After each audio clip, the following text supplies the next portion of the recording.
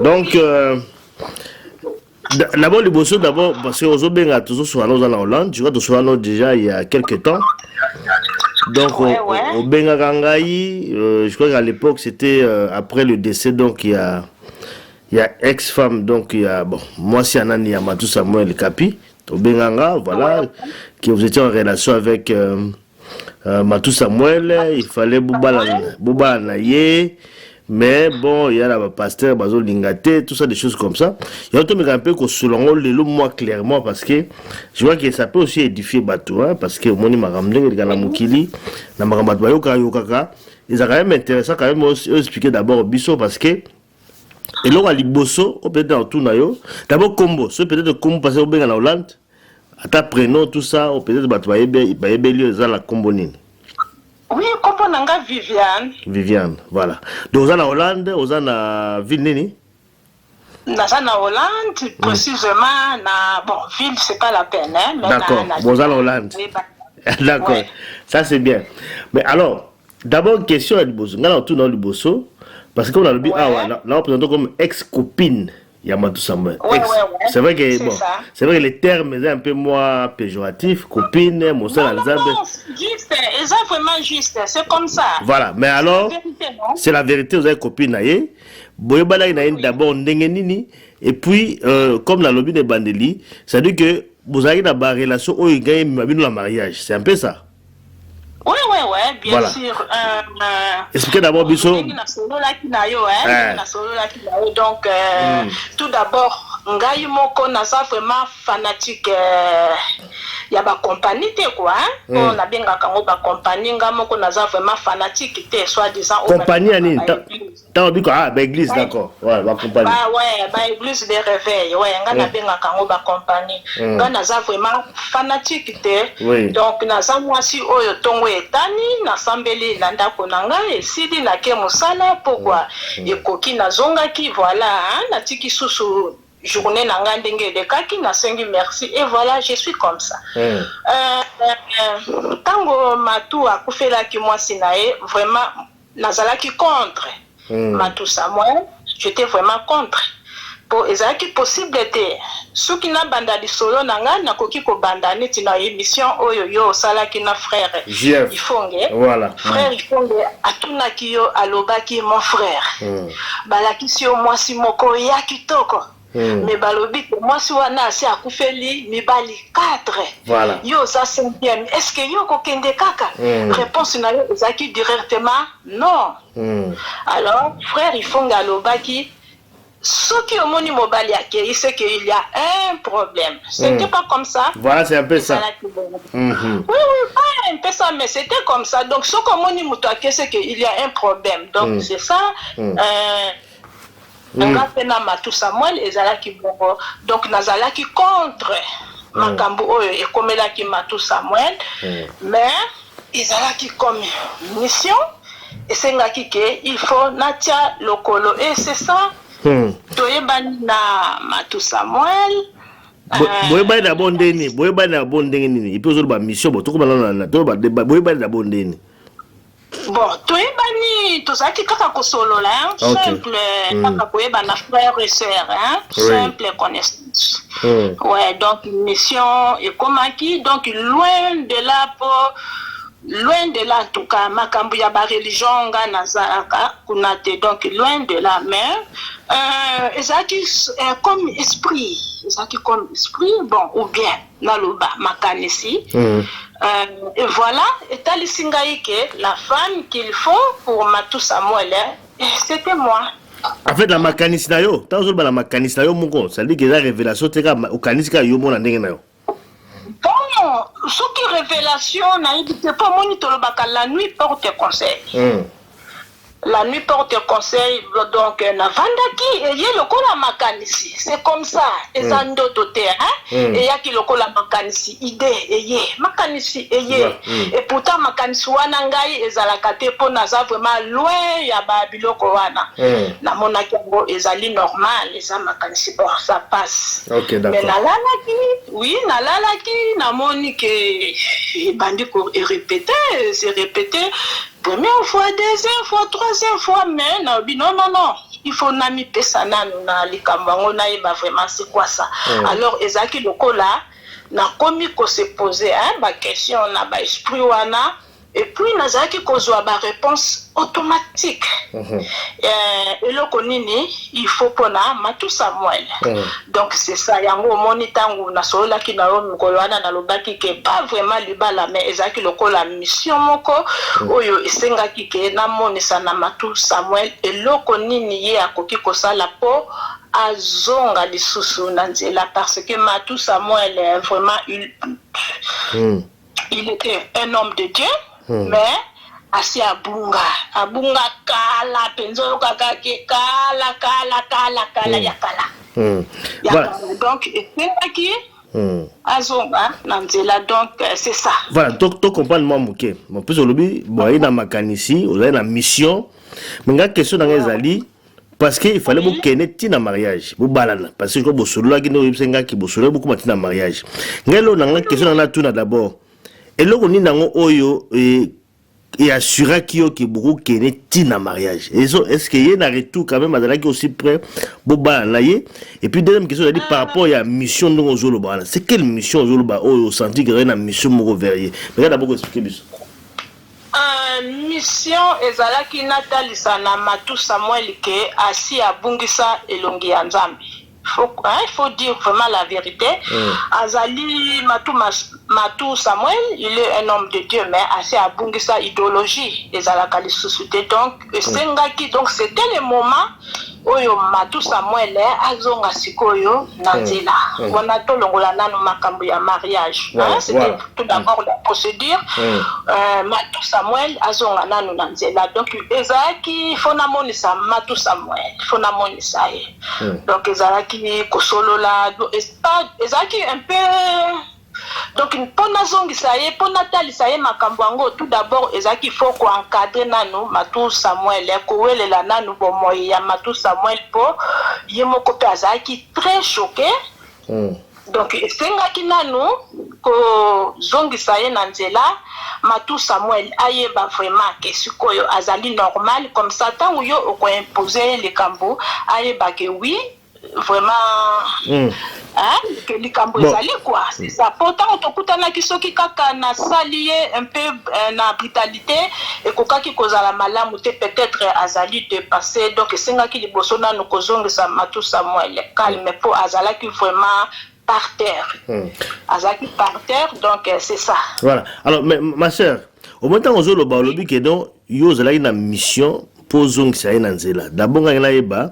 Comment eba qui mission? D'abord, vous allez serviteur de Dieu, bon, servant de l'Éternel, ou alors, bon, je ne sais pas moi, ça doit être une mission moi en Zambie pour zong ça nanzela. Ça c'est un. Et puis, tant on a loba, à Bungaki, quelles sont les raisons où ils ont poussé le bac à Bungaki? Omoni to bakanzambe azana bandenge na ye asalaka ezana batu mingi bapesaka ba témoignage azalaki dans le mal malgré tout dans le mal mais azali mwana ya nzambe moko na yesoki ekoki akopima c'est comme frère JF denga lobakaki azalaki na kofi mais lokola azalaki mwana ya nzambe moko na ye ezalaki oyo ekokaki abimaki donc c'était comme ça et loko na koki koloba bon pona kozongisa ye na nzela na kanisi eza na likambo ya kobomba te bomonaki Matou Samuel quand même azalaki na désordre na ye pona komona yango azalaki tout d'abord epai ya na compagnie ya madame oya akufa o bakufaka na mobile na ye la défunte maman Olangi oui et puis esimbaki te akite madame Olangi akepa ya monsieur Mukuna esimbaki te et puis sikoyo akomi epai ya dadi donc nous surtout ezaki kolakisa ke kondima ya Matou Samuel akomi epai dadi akomi epai dadi dan tango bi dadi wala dadi angolani dadi wana c'est monsieur Ngalasi. Ah ok d'accord il faut préciser akomi pas Ngalasi d'accord. Ouais, c'est monsieur Ngalasi. Alors, c'est ça. Donc, mission nanga ezalaki na ya komonisa Matou Samuel. Donc, na ebisaki Matou Samuel. Matou, ozalaki un homme de Dieu, mais kazaka wana nzambe alatisaki yo ozalaka nango lisusu te. Donc, il faut kazaka wana ezonga quoi mais po kazaka wana ezonga esengaki makambo moi ebele esengaki makambo mingi natalisaki Matu Samuel na ndenge nazaki kosoa na ye na liloba ya Nzambe. Matu Samuel vraiment azalaki soki grade ya ba militaire ou bien na kopesa yebe kaza asi akomaki likili tu vois akomaki likili déjà simple donc atambolaki mabe en fait tant ozolo bon atambola bina mabe quoi oza belement ozo trouver ozoyoka likili c'est que eloko eza lisusu te alors eloko nini na proposaki Matu Samuel il faut asala sikobe fort akoma commando na liloba ya Nzambe c'est ça ça veut dire tant ozolo tant okutanaki na ye azalaki sous ne loko ya Nzambe te donc azalaki bina polé les cinq. Non mon frère, il faut dire la vérité. Ce qui olobi to sala eloko oyo pona ko rectifier bana ya Nzambe vraiment il faut quand même kozala clair. Oui. Ce qui balobi o ezalipa ce qui balobi o eza chocolat o ezali chocolat. Matu Samuel c'est Matu Samuel mais oyo balobi o mosali na Nzambe non. Non. Tema yembela Nzambe, bayebela manzembo na ye, azo yembela Nzambe, tout ça c'est un peu ça serviteur de Dieu, c'est ça que tu dis mais bayeba tu vas comprendre. Azo yembela Nzambe et puis il est serviteur de Dieu. Comment ozoloba oza koniya? Koyembela Nzambe c'est pas dire que ozali mosali ya Nzambe. Non. Ndenge na lobaki banzembo eza nango kaka ba marchandise à vendre o ezali ke apo asala ba faire na ye, aller sabana na ye, c'est ça. Mais lui-même il n'est pas dedans quoi. Il n'est pas dedans. T'avais Ozoloba, Azoyembela Nzambe, mais Azana Makambo Nzambe, c'est ce que tu voulais dire, c'est quand même grave. Hein? Oui, c'est comme ça. Bon, ils ont marchandise. Oh, yo, ceux qui yo bengisi concert, yo lobby 1000 euros. Ou ceux qui ont nangambo a bengisi concert a proposé 1500. Voilà, qui dit mieux, bah ok, n'est pas à 1500 pour faire foutre un musicien il faut un transport banini. Donc comment ils allaient business? Ok, ils allaient business dans une position. Sur le temps où est-ce que physiquement beaucoup de gens t'as bonsoir. Bien sûr. Si tu après raconte les moussous les alaki na téléphone. T'as beaucoup de gens aïe na Hollande ou bien aux Kinshasa? Non. Ngai na Kinshasa juste tant la pauvre bon c'est pas bien pour tous na ba famille et koza malamu te donc nakutana kinaye c'est tout. Voilà. Tant okutana naye mais siko tant okutana naye no lobi awa il fallait bobala naye est-ce que d'accord bobala naye? Kobala na wana pona koloba kobala na c'est un peu dire pour mission ezalaki makasi mon frère mission ezalaki kobala na oui il faut dire la vérité toyokana kingana Matu Samuel to kobala na mais kobala wana ezalaki un peu compliqué pour ngai na ye ezalaki na ba mibeko oyo esengaki ketolanda poto koma la point ya mariage. C'était comme ça. Mibeko tout d'abord Matu il faut alura elongi ya Nzambe. Yami bale basi oyo bazali kokufa wana bazali pe bana ya bato. Matu akoki kobala balaka kaka boete po ba famille pe wana bazali pe quand même na mitema. Donc d'après ngai esengaki ça la réconciliation na ba famille wana po bana bazali na kati po Matu azalaka na bonne relation te na ba famille wana donc senga qu'il faut kokoma na ba famille wana komikitisa to la tisa bango que le passé c'est le passé peut-être Matu azalaki na koyeba te mais to nuka vraiment to zala na relation ya malamu po bana bazana kati et c'était ça et puis oyo ezalaki lisusu ya motuya oyo eloko ezokale Matu alingaki asala témoignage en public parce que Matu azali l'homme public abusé na Nzambe publiquement donc Matu alingaki asala témoignage en public. Ezalaki volonté na ye mo nganga salango. Wana maloba oyo nga nazalaki kopesa ye. D'accord, yo pesa ke ba condition yo ngaki apasa la témoignage public yo mo disa.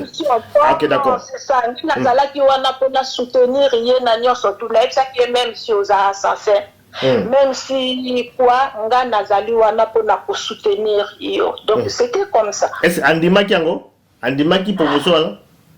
En tout cas, pour ça, la proposition, on a yango ndezaki lokola bébé, donc bébé ozopesa ye nanu miliki obandi potopoto, donc wana ezaki lokola kwanga pona matosa moyen.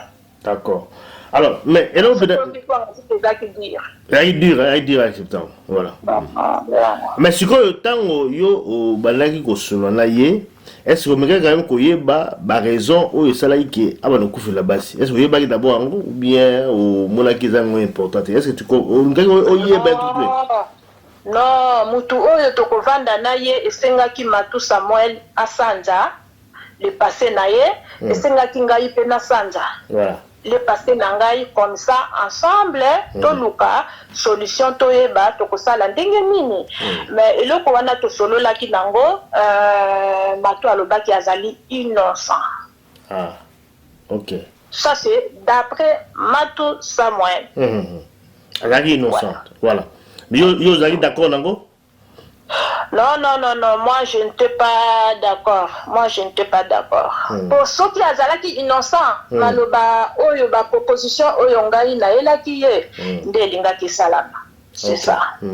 Mais si quand on lobby ozalaki d'accord, est-ce que on merait ko yeba tout peu parce que ça a même facilité hein, beaucoup de gens mobile wa kufa la basi et puis ozoni ngaka mo meme na zela. Est-ce que le gars ko yeba et là on ni peut-être ko zo et ça cause autour da ya baliwa nyo sona. Mais quand même ko yeba. Koyeba ezali un peu difficile, hein? Mais au moni, mon frère, au moni esprit en Nzambe tango ezali, donc ma point essentiel ezali misatu. Tango mutu azali na esprit en Nzambe, mutu wana azalaka na intelligence, mutu wana azalaka na sagesse. Mutu wana azalaka na maîtrise de soi-même. Wana soki mutu azali na esprit ya Nzambe. Soki mutu azali na esprit ya Nzambe te, ekomi au contraire. Mutu wana akozala l'intelligence te, akozala na sagesse te, et puis akozala na maîtrise te. Donc c'était comme ça, ezalaki clair. Ezalaki nango teko oluka soki ndenge nini non. Donc na monaki soki esprit ya Nzambe ezali kati na yo, il faut zala mayele, donc il faut zala na intelligence, il faut zala na sagesse, il faut zala na maîtrise de soi. Wana esprit ya Nzambe eza na yo. Mais soki biloko wana ezali na yo te, c'est que esprit ya Nzambe eza na yo te. Ezalaki na après. Voilà. Mais sikoyo elo nango salaki ke bo échouer na ba relation na bino. Parce que je crois que tout cela na yo, il sait que non, voilà, Matu comment téléguider par un pasteur, tout ça, on l'a plus par pasteur. Mais d'abord expliquer biso. Et le langue est un péché qui parce qu'apparemment vous avez quand même beau avancer quand même la relation d'abino, besoin cela, qu'est-ce qui a bloqué finalement? Bien sûr, donc tout vraiment ezalaki pour marcher très bien, donc ezalaki suko esengaki lokola cascade. Mission nanga ezalaki tout d'abord on a séparé Matu Samuel na Monsieur Ngalas. C'était comme ça. Matu Samuel, il était aussi d'accord. Mais wana kaka entre ngai na Matu Samuel. Mais Matu Samuel a monaki que non, ma solo ango vraiment ezotambola bien et bongo makambo boya bombango pourquoi? Alors amemaki lisolo yango epa ya Monsieur Ngalasi. D'accord. Akeneki komonisa lobi Monsieur Ngalasi nakoki kozala hypocrite fona monisa yo voilà naza na copine na Hollande tozo solo na ezosala ngai bien et puis vraiment ba masolo ezokende bien. Nde esika problème et ba andaki entre ngai na Matu Samuel. C'est ça. Vous me bandit ça dit que tant ngala ça yebi qui a dans la relation en Hollande, il y a télémillion, c'est parce que le babongo. Oui, donc comment qui sikoyo ba prophétie na ba prophétie. Et comment qui ba prophétie chaque mercredi. Prophétie na prophétie, donc prophétie le cas qui makasi na erwana nazali. Prophétie d'abord prophétie sur quoi ma sœur? Prophétie la Guinée, prophétie ba dans le bani. Prophétie comme que moi si yaza ko soana na Hollande azali moi si ya Matu Samuel était. Ah OK, d'accord. C'est ça, c'était comme ça et puis prophétie et bimisi déjà moi si la église babi Matu Samuel et moi si akobima na église et puis ezalaki soi-disant maman pasteur oyo bamonaki ke abongi na Matu Samuel. D'accord. Sikoyo, tango ba profession na balo bimba. Matusa même ton na ko yebisa sur ba profession na yemo ndano yebisa yo. Oui. Wana ezali maloba nazaki kozwa epai ya Matou Samuel. Ouais. Azalaki, en tout cas, vraiment au début, il était clair. Azalaki sympa, il faut dire la vérité. Azalaki sympa, c'était clair. Pour amonaki kepa inanga hypocrisie, ezalaki te amonaki epa inanga tout, ezalaki nango polele. Ezalaki vraiment clair. D'accord. Sikoyo tant ma professeur Kobima a balobi la kisiki yeke yo zali mwasi na ete et puis andimaki yango c'est un peu ça andimaki ba profession là. Aïe d'accord. En tout cas début azalaki contre au début yemoko alobaki mais tokoki kozwa mutu ango même na poto to sokolié mutu ango a témoigné pe quand même monene ya Nzambe. Donc c'était comme ça, c'était même si ngai bamonaki ke nautaki na poto mais ceux qui vraiment ezalaki vraiment liloba ya Nzambe ya vrai côté kuna balinga po ezalaki choix ya Matou Samuel ezalaki choix ya Matou Samuel donc Matou Samuel mutako memela bango choix na ye comme ça bango bako loba soki bamoni ndenge nini ou bien c'est comment mais ezalaki déjà choix ya Matou Samuel c'est ça le problème. D'accord, ça on a compris. Alors si le professeur Bimi abala na église et puis abali peut passer ndenge c'est tout le but que professeur quand même ko kisami parce que abali quand même pasteur quand même tout le bas qui professeur tamboli bien réfléchir ko kisami pourquoi pour Nathalie ça qui même Matou Samuel ezaki un jour frère Ifonga te yaki kaka pona ba professeur na bosa na kate ezaki Jérémie 14 et puis Jérémie 23:16 émission wana salaki yango na sœur Diataba voilà. Donc soit qui a autant on peut la jouer en on a ça qui nini na tindeli mbala moko Matou Samuel on a likambo ya ba professionnel que ce n'est pas vrai mais le kopenza le taki mobulu mon frère en tout cas Matou yemoko il n'était pas sûr de lui-même donc le problème vraiment ezalaki wana ouais pour ceux Matou Samuel azalaki sur na yemoko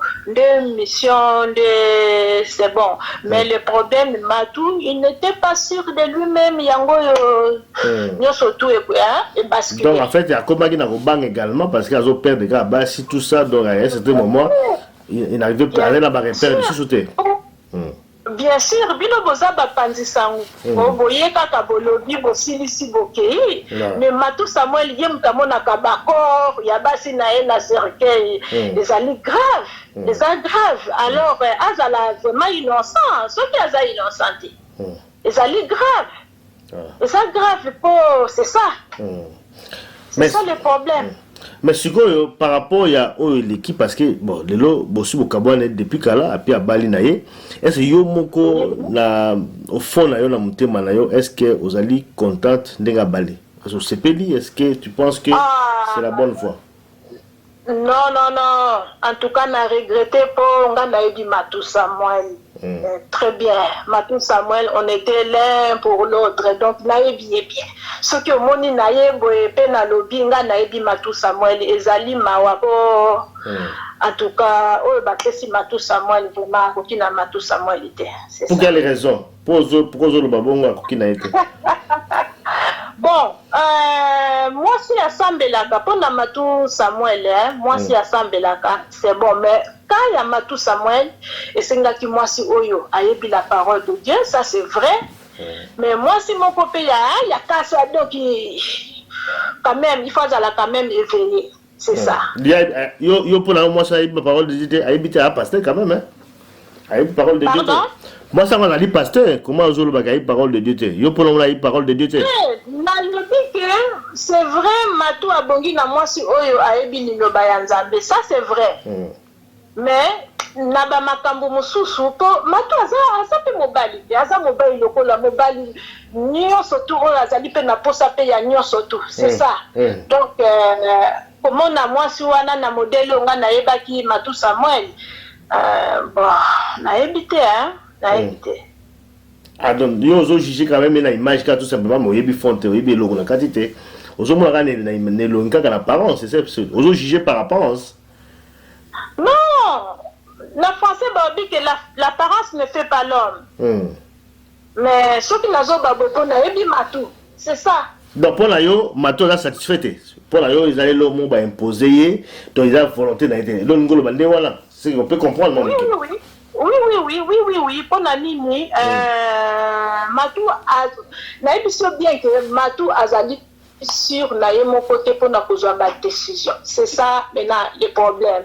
Matou pour la libre, il faut à ça la témoignage en public, quelle que soit la condition. C'est comme ça, la tika libre. Mais il y a bazar qui cocotte ça y est, jeune, à ça la confession qu'on a. Bon, c'est ça. Matou ça moi c'est quoi azali coincé. Azomona que soki amekipo azala ki menacé hein. Oui. Ma prophète on a bazaki koya penza nanda ku kendenge zalaka ke elumbe. OK, avant après ça bango, avant à annoncer que azali na copine na, avant à annoncer information ngai na ye problème ezala kité. Mais tant wakende ki kopesa information de ba problème e banda ki wana. Donc bazaki koye la eti nanda ku soki akei kokota ba jeune oyo ka esimbité ozo solola na mwasi wana, c'est donc vraiment azaki troublé.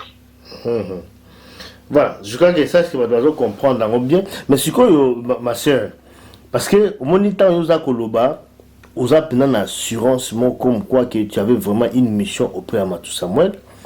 Et que le Matou Samuel a bungi sous Nzela, ça dit que au lieu à côté de Nzambe, à qui sous Kobeba sous Makasi, n'est-ce Zoloba, tu comprends le mot Kiango.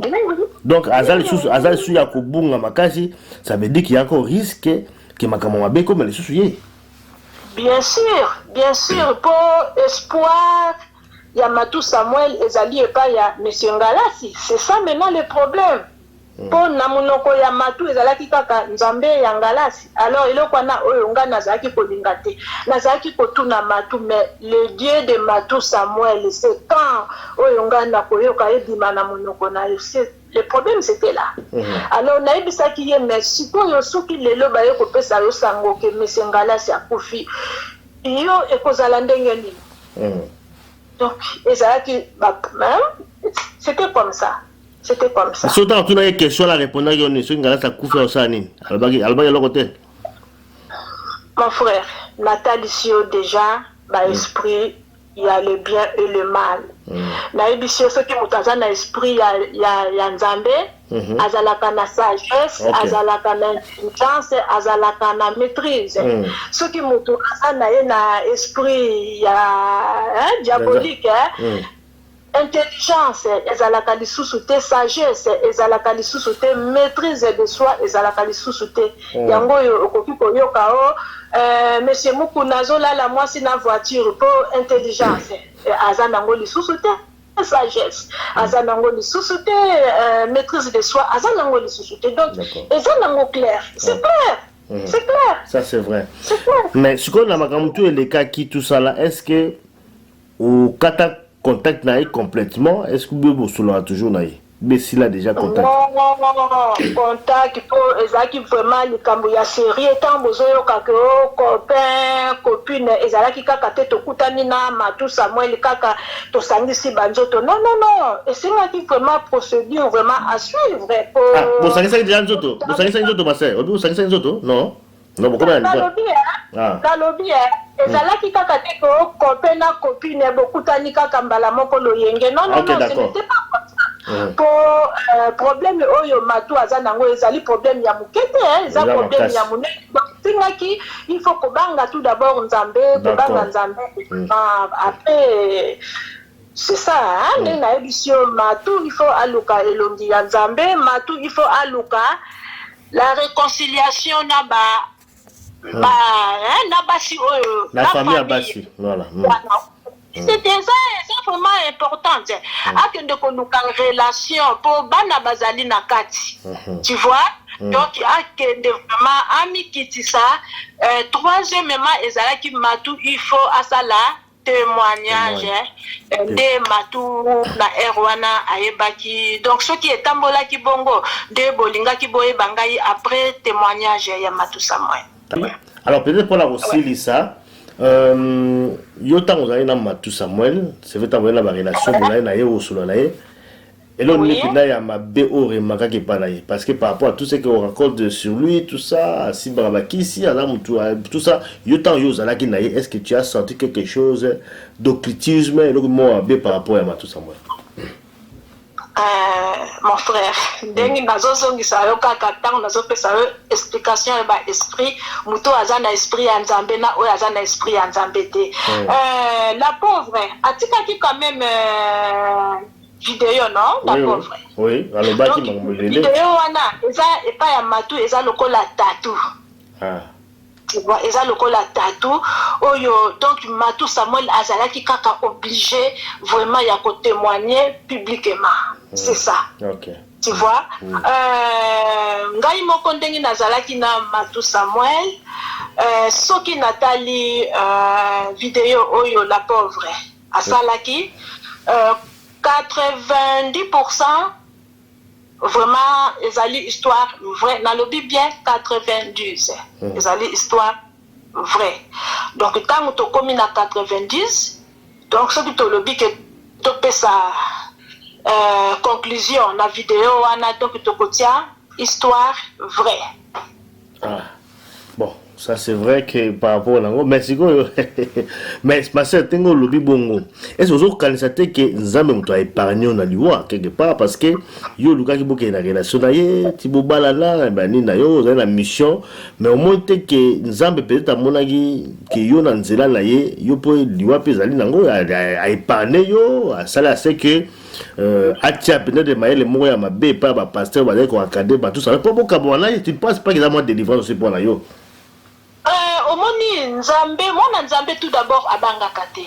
Omoni ngai moko tango tosila na kina Matou Samuel na obi que vraiment na échoué mission yango meza ki ndenge nini esprit yango eutaki wapi mais kaka esprit ebinanga que non tu n'as pas échoué pour mission to pesa ki yo au commission yango et pas ya Matou Samuel mais Matou Samuel nde motalingi kozwa yango au sérieux ozoka mon frère oui Matou Samuel kazaka na ye ba pesa kaye et c'est bunga ayebi yango makambo nazo bano Matou Samuel ayebi yango na liloba ya Nzambe Matou Samuel azana elikili ozomona donc il faut ande na ce qu'il faut ça la ba effort akoma commando en plus ko kende na ba famille ya ba mama oyo ba tika biso déjà oyo basi abota na bango ko kende komikitisa ko luka la réconciliation tout ezalaki na programme ko sala témoignage en public de Matou alingaki azala libéré koluka vraiment basali ya Nzambe basali ya Nzambe o baza vraiment quand même la vraie serviteur de Dieu.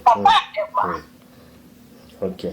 Alors peut-être là aussi ça ma soeur parce que je crois que le témoignage moi assez édifiant parce que mon bon bateau il faut quand même ba yeba place ba tia makolo mais message il y a souka peno roloba pour la Matou Samuel pour la bateau ou peut-être bon baza peut aller kobunga également parce que mingi aussi bazali wana ye moko décision ebi ko zoate mais za bateau nde baza ko diriger pour la décision na ye il on a sous omoni mon frère nakoki koyebisa kaka bato eloko oyo babengi délivrance c'est quoi délivrance ezali tout d'abord yo moko ozwi décision na yo tant ozwi décision pour mettre en pratique, il faut mettre ça en pratique. Yango to bengi la délivrance. C'est ça le la mutamela kamasanga za kokoka kotika ngote mais ceux qui ont décidé on mettre en pratique et c'est ça la délivrance. C'est ça. Yango le kaka na koki koloba pour na Matou Samuel je peux dire quoi ayebi Matou Samuel ayebi. Donc c'est ça Matou Samuel ayebi na et ceux qui akoyoka quand même audio bien ayebi donc pour le moment vraiment je n'ai rien à dire à Matou Samuel c'est ça mais vous allez consulter quand même hier à Zalaliba ne malamu tout ça suit quand même vous allez aussi tout consulter quand même bonne chance bien sûr voilà bien sûr oui bonne chance oui bonne chance mais c'est ça il faut qu'on souhaite qu'à Moninga quand même bonne chance. C'est ça. Mais et kozala malamu Matou aluka vraiment elongi ya Nzambe et kozala Matou azala na confiance. Ya ye moko azala na confiance na ye moko et puis c'est ça. pour ataba pesier soi-disant maman pasteur eza nango vraiment eza nango na tina te quoi et mes alinde matunde abongola nanu matunde a changé matunde a luka elongi ya nzambe. D'accord. C'est ça. Merci vraiment ma sœur, vraiment na oyo au faire passer comme message, elle est vraiment très profond. Merci vraiment la nyonso, en tout cas la remercier vraiment yo la nyonso, je crois que ça va aider battre. Merci vraiment et puis tout le monde vraiment la souka. Merci beaucoup ma sœur. Ouais, merci beaucoup mon frère. Au revoir. Au revoir. Merci.